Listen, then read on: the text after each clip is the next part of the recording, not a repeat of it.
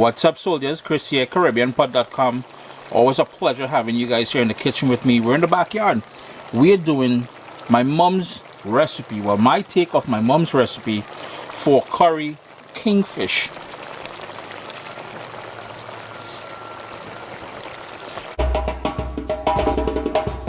I've got my kingfish cut up into about 1-inch steaks.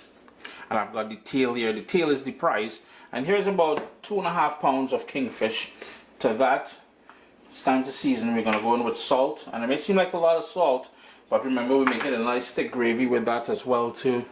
We need that Caribbean green seasoning. And if you're new to Caribbean cooking, Caribbean green seasoning is pretty much a puree or a blend of all the herbs, along with garlic and seasoning peppers that we like using in all of our dishes, from meat to fish, to vegetarian, to just about everybody getting a dose of that. And it's a very simple marination process. We're going to marinate this for about an hour. So that was black pepper. We got one more thing to go in there, and that is a tiny bit of curry powder. We're going to go over a bit of curry powder here, but later on we're going to add more. We're going to build on those flavors that we start off now with. All you're going to do is give that a stir. Be gentle because you don't want to break it up. And remember to wash your fish with the juice of a lime or a lemon or something. If all fails, got a little bit of white vinegar, drain it, and then we're going to season it up as we're doing here. One more thing. Yeah, one more thing. Why did I forget that? Two more things. Like Chris going senile, boy. Boom. We need some onion in there. That onion flavor. Plus, how dare I? We got Scotch bonnet pepper. It's got to be spicy. It's a curry after all. Season everything. If you want, you can take off the seeds and the white membrane around the seeds. That's where most of that heat lives. That's the address. That's the mailing address of that heat. So, you know, you want to avoid that at all cost if spicy is not your thing. I can't believe I almost forgot those two ingredients, boy. Where's my head? Like Chelsea, windy arms. You know what, I'll be honest with you. This is where you want to go in with your hands. It's so much easier to coat all those pieces of fish with that green seasoning and everything else that we added in there. Wear gloves if you need to, and if you just did your little manicure, you're going to get that on the nails. Lady, no, we want that.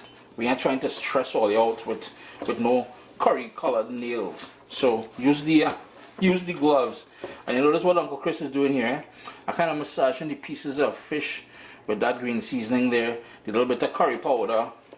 And we're kind of bruising the pieces of onions at the same time, because that is going to add a nice little flavor to things, yeah? And I notice the fish starting to fall apart because it's been thawed out for a while, so I'm just tucking that back where it came from. Set this aside, let it marinate for about 2 hours. An hour is perfect, 2 hours better. Does that even make sense? Anyhow, you know what I mean.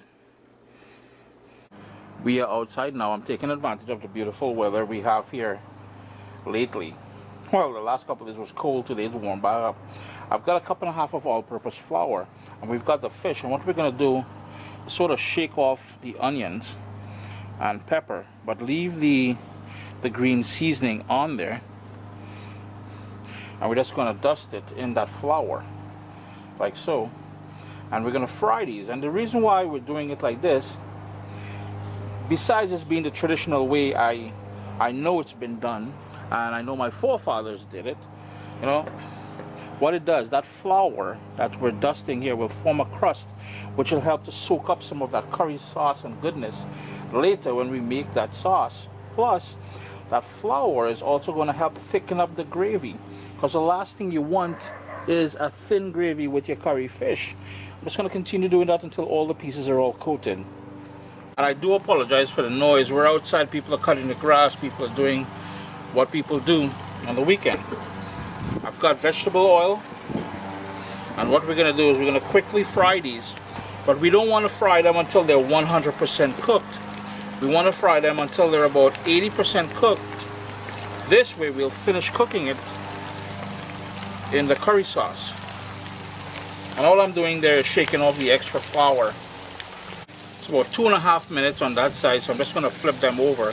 They're already starting to take on a little bit of color.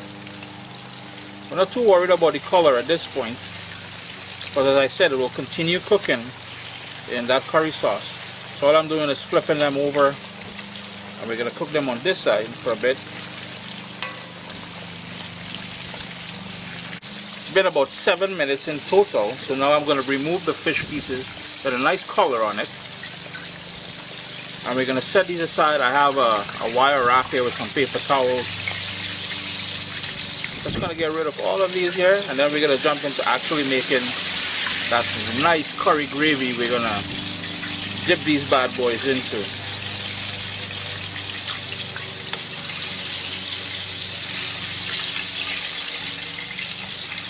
Switch pots on you guys now. So I have the pot that we'll be cooking the actual curry fish in, and all I'm doing is I'm taking some of the oil from the same pan that we fried the fish, because that has a ton of nice fish flavors in there. My heat is on medium, and here we have all that onion and pepper and green seasoning and everything that we marinated the fish in. That is going to be the base for this curry.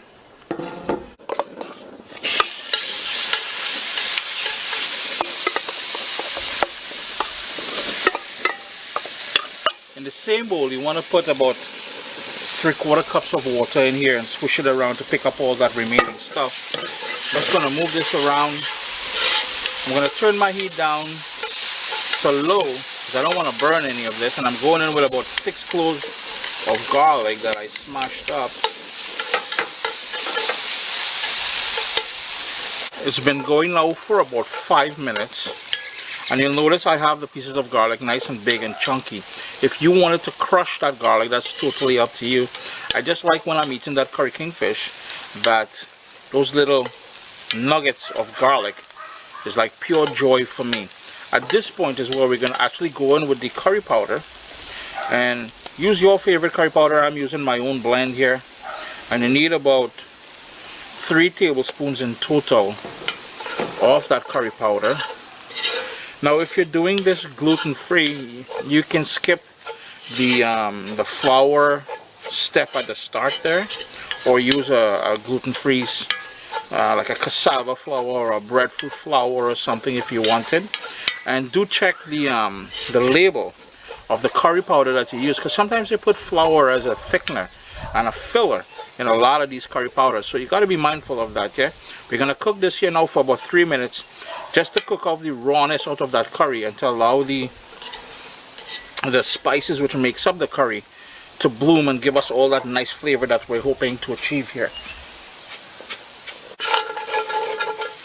Got a nice crust on the bottom of the pot there. Here's where we're gonna go in with that water I was telling you about, that we switched around in the same pot here. Give that a stir, and that's going to sort of deglaze the bottom of the pot, and all that nice curry fond on the bottom is going to release.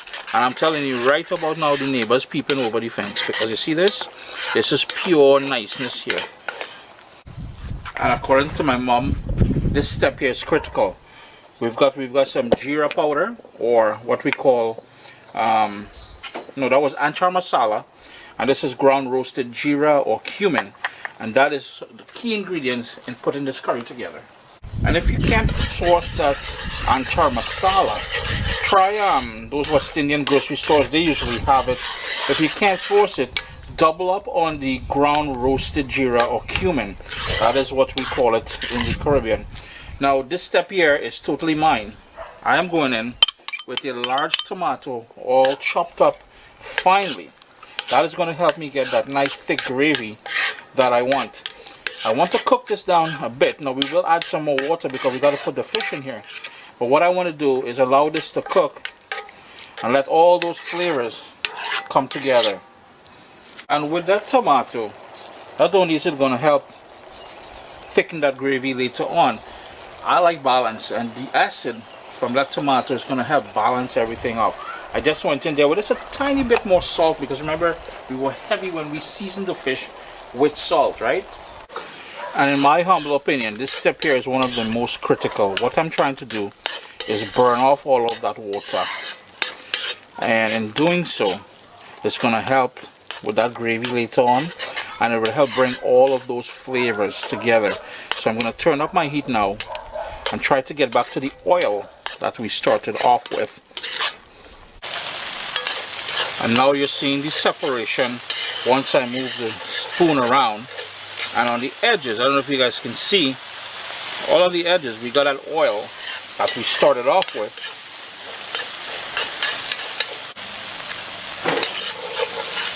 Give that one more quick stir. And we got all that nice thickness happening there. That is compliments of that tomato that we added. Now we're going to go in with water, because we need water to sort of poach the fish in this curry sauce now. I'm going to bring this back up to a boil, and once it comes back up to a boil, that is 2 cups of water I went in there with. We're going to toss the pieces of fried fish in there, and that is where that curry niceness is going to happen. That fish is going to soak in all of that curry niceness, the flour and everything. Is going to pull everything in and release. It's pure niceness. Took a couple minutes, but it's back up to a boil now. And it may seem a bit runny at this point, but the whole idea now is to tuck those pieces of fish down inside here, like so. And that's going to absorb some of that curry. We're going to have to flip them over in a second. But the point is, we want a lot of gravy. And this is the trick here, like I said, with that tomato and the flour on the fish. That's going to help give you that nice thick gravy.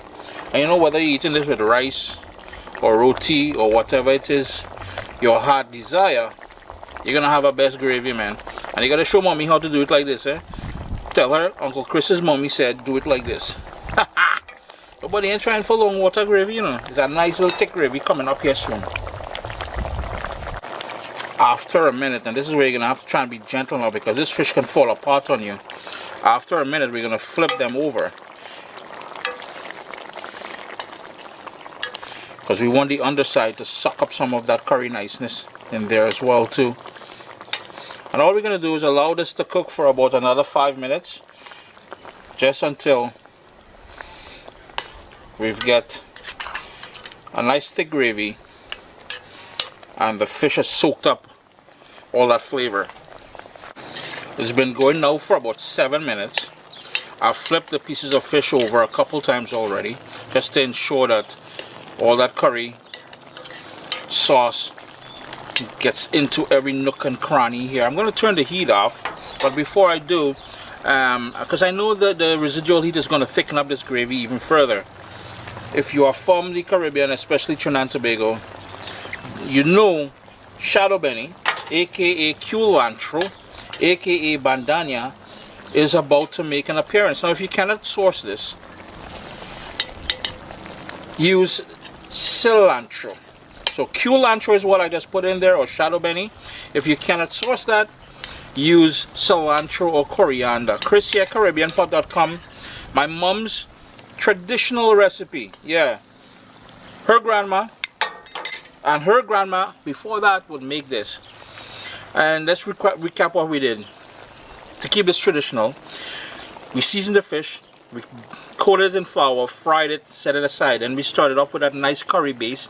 The only sort of step that I did, which is my take, was the chopped tomatoes that I put in there. Quick tip in regards to the tomato: if you wanted to, I would recommend peeling the tomato before you chop it up, because that skin is gonna, you know, it's a choking hazard. Let's be honest about it. But traditional curry kingfish, ladies and gentlemen, I hope you guys like this one here. I'm gonna have this with some roti. So adios. And oh, and don't forget, remember that tip, eh? Big pieces of garlic. That there, that is a gem, just waiting for Uncle Chris to come in and have some fun. Yeah guys, a strong curry smell will remain in the house. I love curry, but you know what, when I'm wearing it, when I'm going outside, I don't really feel it all that much. So we're outside, we've got that pot heating there, a couple tablespoons of vegetable oil, and Mom is doing the curry today, so she does things a little bit different. She created a slurry here, so 2 tablespoons of curry powder, your favorite curry powder. We're using a Madras blend made in the Caribbean, as well as about 1/4 cup of water, and she's going to make a slurry with that. She's going to cook that in the hot oil first, and then add the seasoned lobster to the pot. So the very first thing here, we have about 1/4 of an onion in the hot oil, cooking down to help create that flavor base.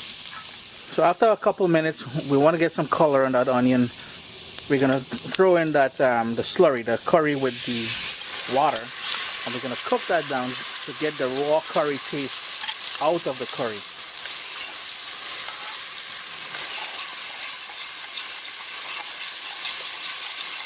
Give it a good stir because we really want that curry to... What we did now, we turned the heat down just to let that curry cook without burning, and we're going to put the lid on there and let that go for about what, 4 or 5 minutes or so. It's been about 4 minutes, and here's what you're looking for. It's going to start going clumpy and together.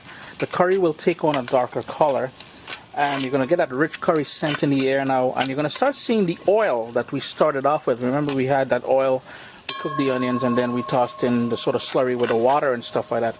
We're just going to give this about another minute or two because we really want to develop that rich curry flavor. Just turn the heat back up now. That curry is nice. It's going to go grainy, and in goes all that seasoned lobster that we had marinating overnight. Give it a quick stir because we want to really blend in all those flavors. Ooh, smelling wicked out here, boys. Make sure you get all. This is why we crack the lobster and we cut them open as well too. Because not only did we want that marinade in there, we want to get all that nice curry flavor deep within that lobster bones and lobster shell. So after you've stirred it up nice and lovely there, what we're going to do is put the lid on there and let that cook. You playing with the heat at all? You can talk? Mom's afraid to talk, people. We're going to lower the heat down to low and just keep it going on a simmer. It's been simmering away now, so all we did now, we turned up the heat because we're going to add some water to this to create a lovely sort of sauce or gravy with that curry. Look at the beautiful color the lobster is already taking on. Now remember, lobster doesn't take long to cook, so this has got to be a very fast dish to put together. Next up, we're going to go in with about 1 cup of water. The same bowl that we marinated the lobster, and we're going to put that water in there first to pick up any remaining marinade. Turn the heat up to high and let that go now to thicken up and become a nice lovely gravy. It's been going now, look at the brilliant color. It's been going now for about 2 minutes. It's come back up to a boil. All we're doing here now is getting that lovely thickness. Well, you're going to personalize it to your own liking. We're going to be having this with some boiled rice, I think, or maybe roti, who knows. Depends on how vexed I get. But anyways, check for salt, adjust it to your own liking, and again, with the gravy or the sauce, adjust it to your own liking as far as thickness goes. Gotta love the color of that lobster once it's cooked. Oh boy, is it ever looking nice. Now my mom's just gonna add her signature to any curry, sort of meat or crab or any fish or anything like that. She likes to put some chopped shadow benny, or if you can't get shadow benny, it will be called culantro. If you can't get either of, well, it's the same thing, culantro or shadow benny, bandania. Some cilantro would be nice. And that's all she's going to do now is turn off the stove, and that is it. What's up, soldiers? Chris here, CaribbeanPod.com.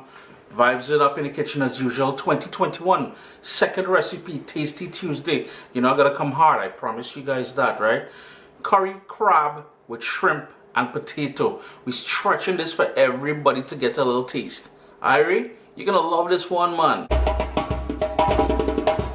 Got a nice big pot here, something with a lid, medium flame, and I'm gonna go on 2 tablespoons of olive oil, and right away, I'm gonna go in with a medium diced or sliced onion, and we've got about 6 cloves of garlic here that I just smashed with my knife, and we want that to come up to temperature. And I've also got 2 riri peppers. We call these coffee pepper in Trinidad and Tobago, but my Guyanese brothers and sisters, they call it riri peppers. I'm putting them whole, but later on I'm going to break them because I want to release that heat. Use whatever spicy pepper you have or you can get access to, or what you can handle. Turn the heat down to low and let that gently come up to temperature and create that niceness there. As it gently does its thing there, I'm going to go in with some cumin seeds. And that is about half of a teaspoon, close to 3/4 teaspoon of cumin seeds. I have my crab already prepped here, and that was 3 crabs, just ocean crabs. It's been cleaned and cut up into pieces like half. And I also have 1 pound of 2125 shrimp, which has been cleaned and deveined, and both the crab and the shrimp has been washed with cold water and lemon juice. drained and set aside there. I also have, while we're doing the also haves, 6 medium potato which were peeled, washed, and I have it in water there just so it doesn't go discolored. Give that another quick little stir, and we're going to leave this in here for about 4 minutes because we really want to bring out the flavors of that cumin or jeera, the garlic, and the onion. But again, very low heat, yeah? The kitchen should already be smelling just brilliant. Yeah, we got brilliant smells as well too. You notice the edges of the garlic is starting to go brown, so that's an indicator it's time for that curry powder. And we're going in with a tablespoon and a half of your favorite curry powder. In my case here, I'm using my own blend. Don't hate, appreciate, and ask, and maybe one of these days I'll share it with you guys. With all that niceness happening here now, my heat is still on low.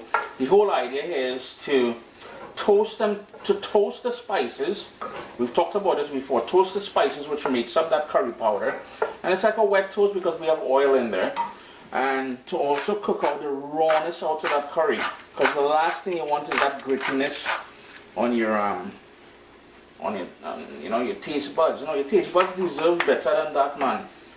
Ground black pepper, very low heat, yeah? We're gonna give it another quick stir. And now we're gonna crank up that heat to medium. And right away, we're going in with some water. And that water is to help cook out that rawness we're talking about. You know, and the one thing you will notice when I make curry, it's not big, it's not thick and green, staining your fingers, your brand new pedicure getting all nasty and thing like that when you're eating it. No, curry ain't meant to be a thick old paste, alright? And this green looking Kermit the Frog thing, no, stop with that, stop, all you need to stop. As the water dries down there, you need some anchor masala. Visit your local West Indian or Caribbean grocery store, you'll get that in there. If you can't do that, double up on this one. This is roasted ground jeera or cumin. This one is a lot more potent than the non-roasted stuff. If you guys want a video showing how to do that, let me know down in the comments below. And you know your boy will organize. You notice how beautiful that looking down there already? Pure fire dread. Keep an eye on things, keep stirring it, because the last thing we want to do is to burn this curry. However, we do want to make sure we get rid of all that liquid that we added there, and that's what's going to intensify the flavor of the curry. You notice that sort of slurry we got going on here now? That is going to be the base of all the niceness we're about to do. We've got that clean crab. Now you're probably wondering, Chris, where's the herbal notes? Yeah, and that is what we're going in here with now. A tablespoon of good old Caribbean green seasoning. We're going to hit that with some sea salt. Give that a quick little stir, because this is where, and the reason why we're putting the crab in now, for the most part, let's be honest, that is some maga looking little crab there, like them thing afraid to eat. It's real skinny. So that is not about the meat, that is about the flavor. The flavor is what we're going to get, and that is why we're starting off with that crab in there, yeah? I hope you guys following along, right? So give that a quick little stir, and to help balance our flavors, a little bit, 1 medium tomato, just diced up. Give that another quick little stir.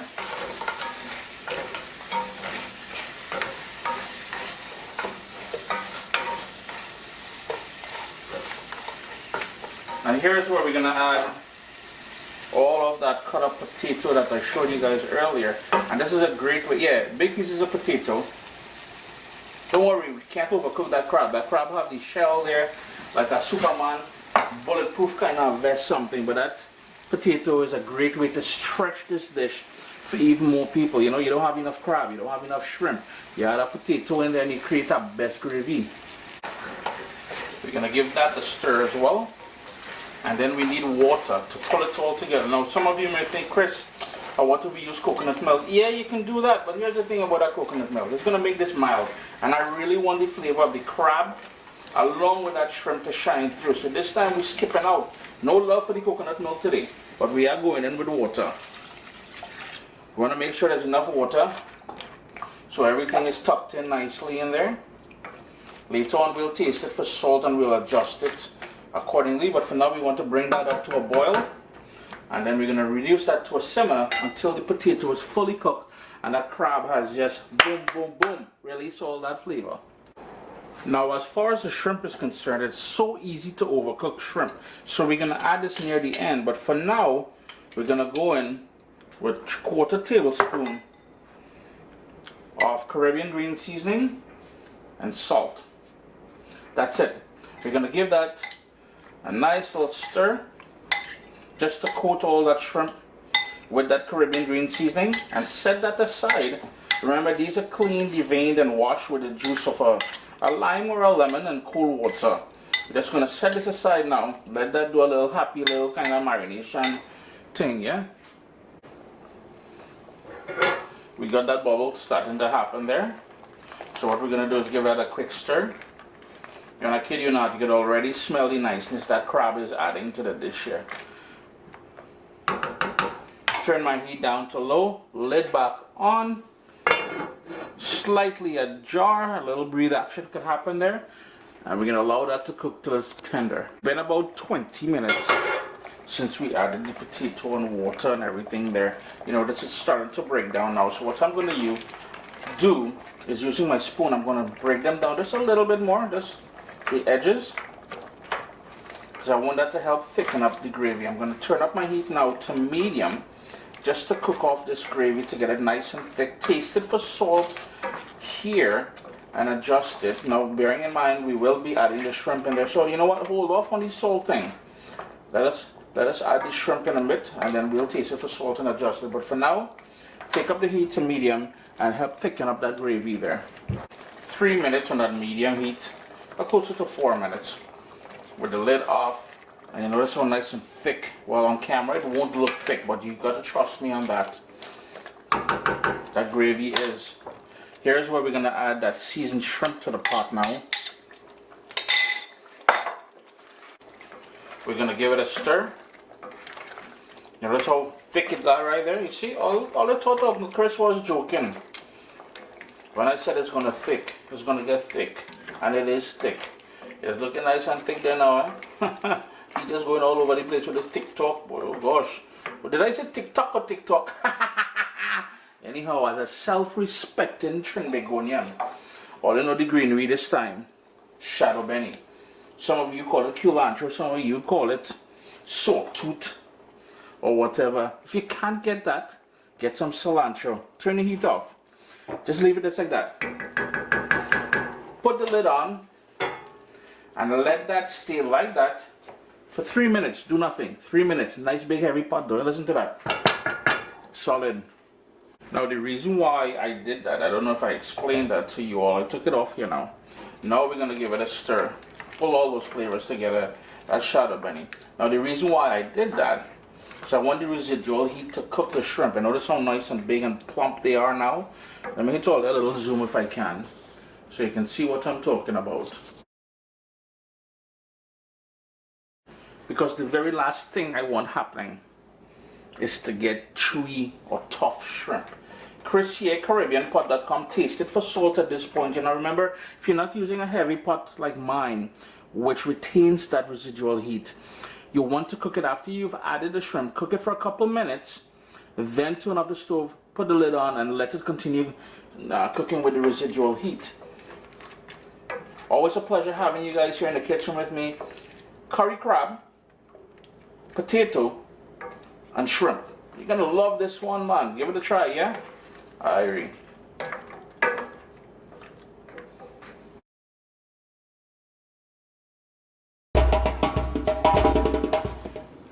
Hey guys, Chris here, CaribbeanPot.com. Look what we've got here today. Mussels. Mussels? Yeah, look who we got here. We got India, my sous chef, helping me today. Yeah, mussels, ma'am. I love curry, but mussels, I'm not a fan of that. Trust me, we're gonna be making a nice curry here. You're gonna be licking your lips when we're done. Don't give me that kind of face, smiling. We'll find out. Yeah, guys, so we got the mussels, and we've got some nice coconut milk there, and some lovely curry powder out of the Caribbean. Caribbean Sunshine, Scotch bonnet pepper. We're doing a lovely coconut curry mussels. So as we've done in the past when we're making curry dishes, we're going to start off with a nice big wide pan, and I'm going to go in, and right now it's on a medium heat. I'm going to go in with some olive oil, and since the pan is relatively warm already, we're going to go in with some onions as well as some garlic. And all of the ingredients we use here today will be mentioned down in the description of the video, as well as you can also check out CaribbeanPot.com for this recipe. I'm going to turn my heat down to low now, move that around. And the reason why you want it on low is because you want to bring out a lot of the flavor from that onion and garlic, so you have a nice rich curry base, but without burning it. So nice and slow, let that go for about 3 minutes. Next up, we're going to go in with some lovely curry powder. That's not the way Grandma does it. How come you're doing it like that? Well, you know what? Grandma usually makes what she calls a slurry. So she would mix that curry powder in water and then toss it in here. What we're doing here is we're just going to toast this curry. Again, low heat with the garlic and onion. We want to toast all those spices that make up the curry powder to really release all those flavors. Next up, we're going to go in with some crushed ground black pepper, just to waken up that black pepper as well. I've got some chopped up shadow benny here. If you can get shadow benny, by the way, if you go to the Hispanic as well as the Asian grocery stores, it may be called culantro, not cilantro, but culantro. But cilantro is also a good substitute for it. Just going to toast that quickly as well. And in goes some of that lovely Scotch bonnet pepper. No seeds. I just want to awaken this up a little bit. No seeds, because that seed is where most of that heat is going to be. Just going to give that about half of a minute before we get going. Next up, we're going to go in with the mussels. And here's the thing, mussels is not something you normally find being cooked in the Caribbean on a regular basis. Sure, maybe if you go to the fancy restaurants and stuff, you would get it there. So this here is pretty much my interpretation of how we would do mussels if we were doing mussels in the Caribbean. So I'm just going to go ahead, you really want to mix that up. Turn your heat up to high now, because you want to bring that up to a high temperature right away. I'm going to go in with a bit of sea salt, 1 chopped up tomato, diced up finely,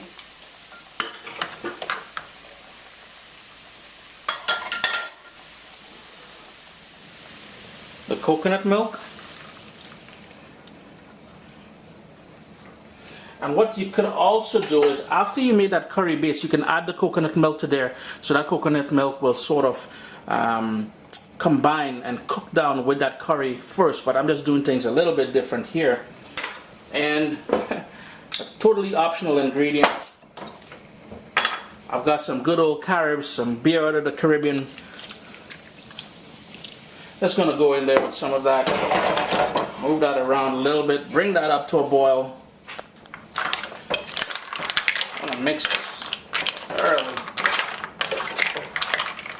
Ooh, that scent from that curry as well as that beer adds a new dimension to this. Typically, you would find mussels being cooked with garlic and white wine, but this coconut curry with that little bit of beer, boy, this is going to be insanely good. Bring that up to a boil. We're going to put that lid on there and let that go for about anywhere from 5 to 8 minutes. You're looking for all those mussels to open up, and then you're good to go. It's been about 6 minutes. They're all opened up. You're getting that lovely rich curry scent. Boy, it's smelling good, that coconut curry. Wicked for days. And that's pretty much it. What you're looking for is to make sure they're all open. Notice how they're all opened up here. All that lovely mussel meat is in there. Final step before turning the heat off. I got a nice piece of lemon here. Just going to cup it over my hand so any of the seeds will go in there. Just to brighten this up a little bit. Some of that lemon juice in there.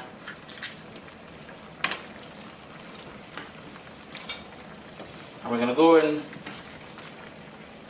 with some chopped parsley. Turn your heat off. And I mean to say, that's it. So there you go, guys. Curry, coconut curry mussels. We got some thoughts from Mindy. What do you think? It looks amazing, and it looks like something I would try, but I'm still one for my curry chicken. The girl likes the curry chicken. What am I supposed to say about that? But here we go, guys. Coconut curry mussels with a little bit of lager, that little bit of beer. In under 10 minutes, you have a wonderful dish here. All you're gonna do, and you got that nice juicy gravy down on the bottom there. Bread, coconut bread. I mean, it's even got some hardo bread from Jamaica. You're good to go. Dip in there and dig in, man. ChrisCaribbeanPot.com. We had Indy today. Tell the people bye now. Bye, guys. Remember to... What's up, soldiers? Chris here, CaribbeanPot.com. No, I'm not in front of the camera. I'm behind the camera. What you're seeing there, curry lobster with shrimp. You're gonna love this one, man. We starting off the... I told you guys. Yeah, I've been missing in action, but small thing. This thing here, that is pure niceness. Let's quickly run through the ingredients. A tomato all diced up, half of a large onion, Caribbean green seasoning, that is about 1.5 tablespoons of that, and Caribbean green seasoning can be found, the recipe for that can be found at CaribbeanPot.com or right here on the channel, and it's pretty much a blend or puree of all the herbs along with garlic and seasoning peppers and everything that we like using in meat and fish and vegetarian recipes. That is all go-to sort of marinade. Curry powder, my favorite curry powder, my blend. A Scotch bonnet pepper chopped up. I'm using the entire thing with the seeds and everything. One, you can remove the seeds. That's going to control some of the heat and the white membrane around the seeds. Wear gloves, soap and water, wash your hands after. Garlic.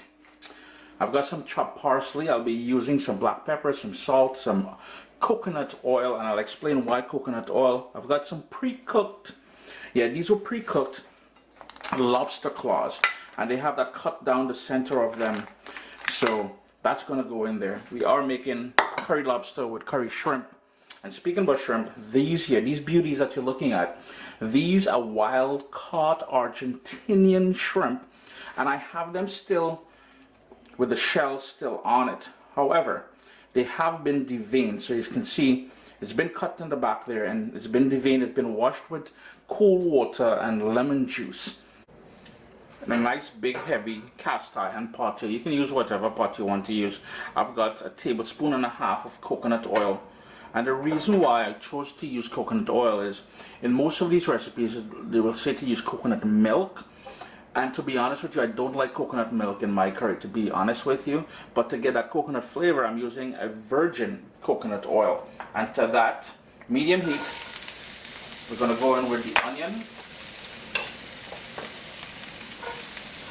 And we're going to turn the heat down after we add the garlic, which is now, and the full list of ingredients will be listed down below in exact quantities. Turn the heat down because we're not trying to burn that. And let that go for a couple minutes, nice and soft. 3 minutes later, you're going to see little dark edges, starting some little golden edges on the onion as well as the garlic. Remember that heat is on low. Here's what I'm going to add, that sort of kick, that sort of spice, that Caribbean sunshine and entire Scotch bonnet pepper. Now you can tailor it to your own heat preference or liking or tolerance. Totally up to you, and whatever hot pepper you like using, you can, rock that until Chris and really heat in. If you have, all you have is pepper flakes, rock that pepper flake. 1 more minute on that heat there. Now if you've been watching me here on YouTube or Facebook or Instagram or wherever it is you watch me, you would know right away this is a sort of a different way of doing curry than I normally do. I'm going in with my curry powder now, and we're going to move that around. And as you see me do this, you will see what I'm talking about the difference in which I'm doing it. The reason why I'm saying that is what we're trying to do is create a base, and that base will be packed with all that curry goodness, and then we're going to sort of poach the shrimp along with that lobster in that rich sauce. And that is the reason why I'm leaving the shell on that shrimp. That's to help to prevent it from overcooking while at the same time maintaining all that flavor. And that shell, to be honest with you, will have a ton of flavor as well. So don't sleep on that. Been about 3.5 minutes since I added the curry powder. Now if you're doing this gluten-free, please read the label of the curry powder that you're using, because sometimes that curry powder got flour in there as a thickener, and their way of cheating a little bit, you know. Fresh ground black pepper. I'm going to turn my heat up to medium high. Give that another little toss. And the reason why we cook that curry there is to cook out the rawness of the curry and to allow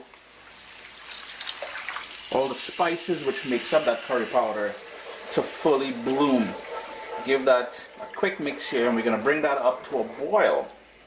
And that there is the sort of poaching liquid that we create in that rich curry goodness.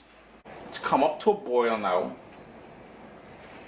And this is where the fun really starts. We need salt. We need to salt this. And I'm using sea salt. You can use whatever salt you like using, whatever you have available. And the flavor didn't stop there. I've got dehydrated shadow benny and dehydrated pimento peppers. Remember, Uncle Chris is based in Canada. It is winter outside, so no fresh ingredients. And I make my own dehydrated shadow benny and pimento peppers. Caribbean green seasoning. Toss that in there. The tomato that we diced up, toss that in there.